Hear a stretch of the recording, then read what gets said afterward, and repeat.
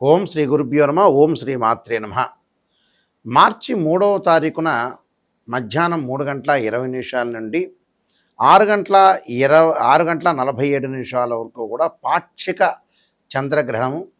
కొన్ని దేశాల్లో Singapore, China వంటి దేశాల్లో సంపూర్ణ చంద్రగ్రహణం అంటే కేతుగ్రస్తమైన చంద్రగ్రహణం మనకు మార్చి 3వ తారీఖున ఏర్పడుతుంది. మన భారతదేశంలో సహజంగా పాక్షికంగా కొద్ది స్పర్శ మాత్రమే కనపడుతుంటుంది. ఆ కొద్ది స్పర్శతోటి మన వాళ్ళు చాలామంది కూడా భయభ్రాంతులు చెందే అవకాశాలు అనేవి ఉంటాయి. కాబట్టి ప్రత్యేకంగా ఈ వీడియో చేయబడింది. సహజంగా సూర్యుడు చంద్రుడు మధ్యలో భూమి ఉన్నప్పుడు, చంద్రుడు రాహు దగ్గర కానీ కేతువు దగ్గర కానీ ఉన్నప్పుడు మనకి చంద్రగ్రహణం అనేది ఏర్పడుతుంది. ఇది కేతుగ్రస్త పార్షల్ లూనార్ ఎక్లిప్స్ అంటాం మనం. ఈ పార్షల్ లూనార్ ఎక్లిప్స్ వల్ల ఎలాంటి ఫలితాలు రాబోతున్నాయి అంటే 320 దగ్గర నుంచి 647 వరకు కూడా గ్రహణం ఏర్పడుతుంది. సహజంగా మన దేశంలో ప్రత్యేకంగా మన తెలుగు రాష్ట్రాల్లో 6:15 నుంచి సాయంకాలం ఉంటుంది. ఎందుకంటే చంద్రగ్రహణం అంటే సాయంకాలం పూట ఏర్పడే గ్రహణం. ఆ గ్రహణంలో మనకి కొద్ది సమయం మాత్రమే ఉంటుంది. అంటే 6:15 నుంచి 6:47 వరకే పార్షల్ లూనార్ ఎక్లిప్స్ మాత్రం ఏర్పడుతుంది. ఈ చంద్రగ్రహణం యొక్క ప్రభావం వల్ల ద్వాదశ రాశుల వాళ్ళకి ఏ విధంగా ఉందో ఒకసారి తెలుసుకుందాం. ఈ గ్రహణం వల్ల తులారాశి వాళ్ళకి, వృశ్చిక రాశి వాళ్ళకి, మీనరాశి వాళ్ళకి, మిథున రాశి వాళ్ళకి అనుకూలమైన ఫలితాలు అనేవి జరుగుతాయి. కొంతమందికి మిశ్రమైన ఫలితాలు, కొంతమందికి అశుభ ఫలితాలు జరిగే అవకాశాలు అనేవి ఉంటాయి.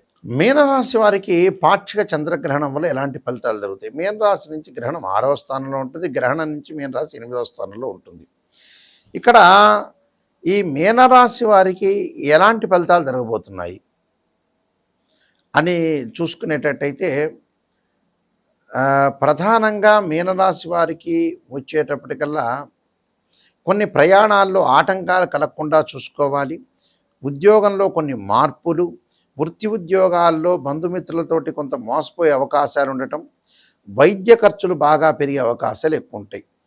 వైద్య ఖర్చులే కాకుండా వీళ్ళకి ఆరోగ్యపరంగా ఉండే సమస్యలు, శత్రువులు బాగా పెరిగే అవకాశాలు ఎక్కువ ఉండటం, మిత్రులు కూడా శత్రువులుగా మారిపోయే అవకాశాలు, నిరుద్యోగులకు కూడా ఏమాత్రం కూడా ఉద్యోగపరంగా ఉండే సమస్యలు బాగా పెరిగే అవకాశాలు ఎక్కువ ఉంటాయి.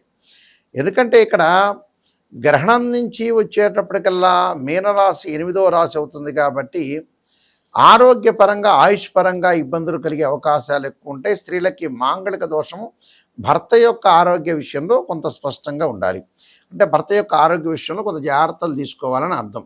అంటే ఆరోగ్యపరంగా పరస్పరం విభేదాలు రాకుండా, ఆరోగ్యపరంగా ఇబ్బందులు రాకుండా, శత్రువుల పరంగా కానీ, మోసపోవటం కానీ, ఎవరికో డబ్బిచ్చి మళ్ళీ తిరిగి రాలేకపోవటం కానీ, ఉద్యోగపరంగా స్థానచలనం జరగటం, అన్ని ప్రయత్నాలు లో వాయిదాలు పడే అవకాశాలు ఉంటాయి. ఆదాయ ప్రయత్నాలు ఆటంకాలు కలిగే అవకాశాలు ఖచ్చితంగా ఉంటాయి.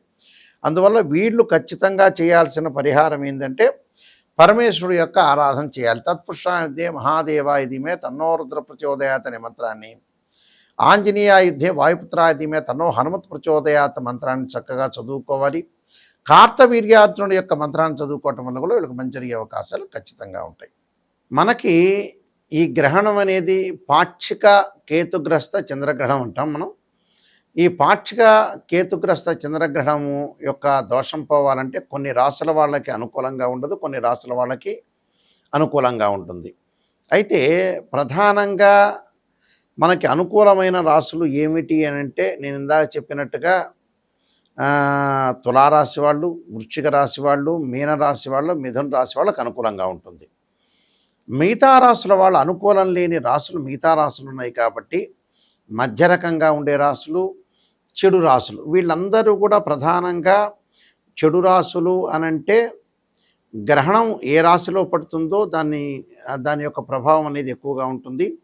సింహరాశిలో ప్రభావం ఉంది. కాబట్టి సింహరాశి వాళ్ళు కొంత ఆరోగ్యపరంగా ఇబ్బందులు కాకుండా, వాహన ప్రమాదాలు జరగకుండా, ఎలాంటి కీడులు జరగకుండా కొద్దిగా జాగ్రత్త వహిస్తే సరిపోతుంది. ఈ రాశి వాళ్ళు ప్రత్యేకంగా చంద్రుడు యొక్క ప్రతిబింబాన్ని, అలానే సర్పానికి సంబంధించిన ప్రతిబింబాన్ని దానం చేయటం చాలా మంచిది.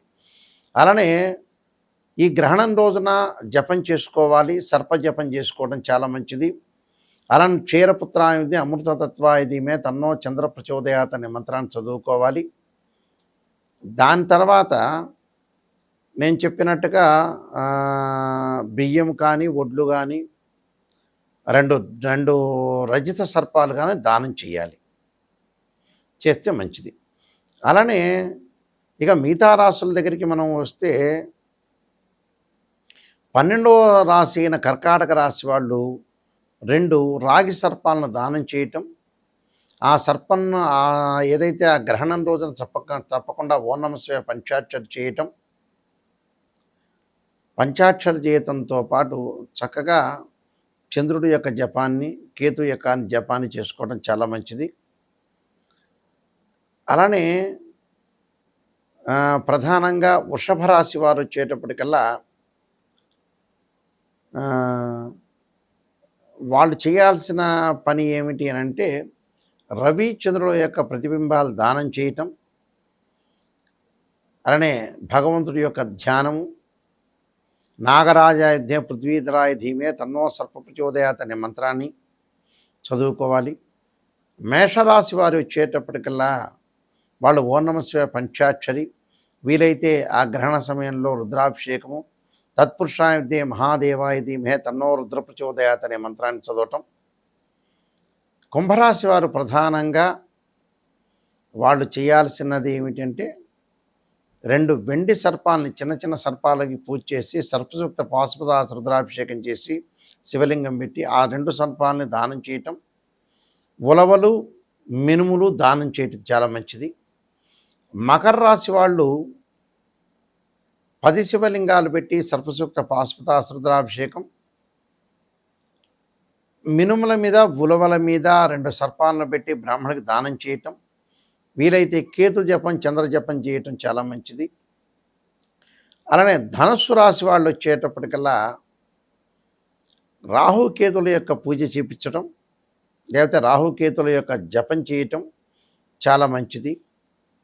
అలానే కన్యారాశి వాళ్ళు వచ్చేటప్పటికల్లా రాహుకేతులకి శవాలైన రాహుకేతులు ఉంటారు. ఆ రాహుకేతుల దగ్గర 2 సర్పాలను జంట సర్పాలను పెట్టి రాహుకేతుల్ని పంచామృతంతో పూజ చేసి ఆ 2 సర్పాలను బ్రాహ్మణుడికి దానం చేయటం, ఇంట్లో జపము, రుద్రాభిషేకము, యజ్ఞము, యాగం లాంటి చేయటం వల్ల కూడా అందరికీ కూడా మంచి జరిగే అవకాశాలు ఎక్కువగా ఉంటాయి.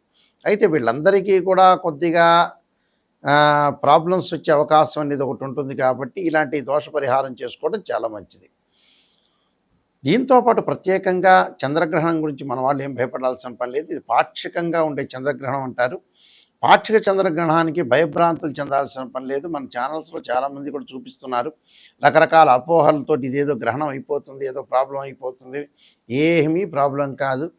అసలు మన దేశంలో ఎప్పుడూ చంద్రగ్రహణం అంటే సాయంత్రం పూటే కనపడుతుంది. ఇది మధ్యాహ్నం పూట ఉంది అని అంటే వేరే వేరే దేశాల్లో సాయంకాలం పూట కనపడే అవకాశాలు ఉంటాయి కాబట్టి ఆ సమయాన్ని బట్టి మనం బాధపడాల్సిన అవసరం ఏమీ లేదు. గ్రహణ ప్రభావం అనేది చాలా తక్కువగా స్వల్పంగా ద్వాదశ రాశుల మీద పడుతుంది. అయితే ఏదైనా సరే ఇవన్నీ కూడా గోచారరీత్యా ఫలితాలు అంటారు. ఈ గ్రహణ దోషం కూడా గ్రహణ గోచారం అంటారు. జన్మజాతకాన్ని అనుసరించే విషయాలు అనేవి కానే కావు. భయపడాల్సిన పనేమీ లేదు. అలా ఏదో నాకు నెగిటివ్ జరిగిపోతుంది అనే అపోహ అనేది పడాల్సిన అవసరం లేదు. అయితే ప్రత్యేకంగా నా దగ్గర ఎవరైనా సరే రాశిఫల జాతకపరంగా చెప్పించుకునేవాళ్ళు నా నెంబర్ స్క్రీన్ మీద స్క్రోల్ అవుతున్న నెంబర్ ఉంది, ఆ నెంబర్కి కాల్ చేయొచ్చు. నేను నెంబర్ ఆఫ్ ఆస్ట్రాలజీ బుక్స్ రాశాను. కాలసర్ప యోగము, కాలసర్ప యోగ చంద్రిక, రాహుకేతులు, ఛాయాగ్రహాలు, అలానే పుత్రగణపతి వ్రతము, వాహ మార్తాండము, జాతక చంద్రిక, సర్వదేవతా గోత్రులు పార్ట్ 1 పార్ట్ 2, స్వప్నశాస్త్ర ఫలదీపిక, ప్రొడక్షన్ ఆఫ్ ఆస్ట్రాలజీ, ఇలాంటి నెంబర్ ఆఫ్ ఆస్ట్రాలజీ బుక్స్ రాశాను. ఏదైనా ఒక రాశిచక్రాన్ని అనాలిసిస్ చేయాలంటే మీరందరూ కూడా గమనించాల్సిన విషయం ఏమిటంటే ఫస్ట్ జాతకంలో పాజిటివ్ కంటే కూడా యాక్చువల్గా నెగిటివ్ ఎక్కడ ఉంది అని తెలుసుకోవాలి. పాజిటివ్ అంటే ఏమిటి మనకు తెలుసా? పాజిటివ్ మనకు ఎలా జరగబోతుందని, మన భవిష్యత్తు మనకి ఏ మనిషికైనా సరే మేము చెప్పకముందే అతని యొక్క లోపాలు తెలుస్తాయి, అతని యొక్క క్యారెక్టర్లో ఉండే విషయాలు తెలుసు, అన్ని రకాలుగా తెలుసు. నెగిటివ్ తెలుసుకొని ఆ నెగిటివ్ ఎప్పుడు అనేది పోతుందని తెలుసుకోండి. మీరు నెగిటివ్ చెప్పించుకోండి. ఎక్కడైనా సరే గురువు గారి దగ్గరికి వెళ్ళినప్పుడు పాజిటివ్, నెగిటివ్ రెండూ ఉంటాయి.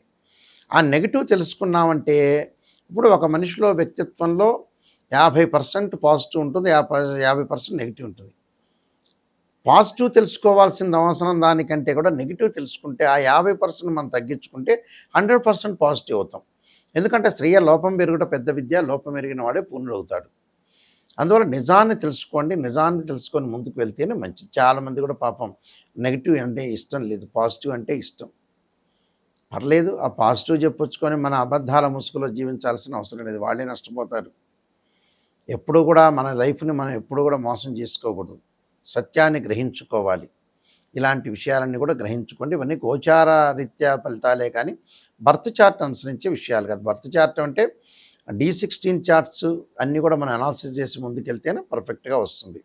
www.nayakanti.com కానీ nayakanti.in కానీ మీరు చూడండి.